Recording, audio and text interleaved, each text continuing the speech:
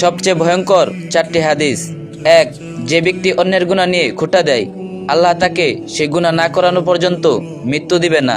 তিরমিজি 2505।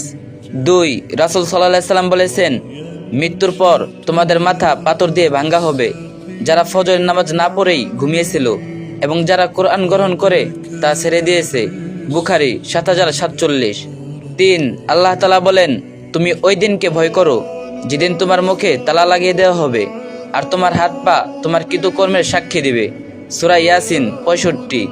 4, আমি ইচ্ছে করলে সবাইকে হেদায়েত দান করতে পারতাম, কিন্তু আমার এই কথা অবশ্যই সত্য যে আমি মানুষ এবং জিন দ্বারা জাহান্নাম পূর্ণ করব।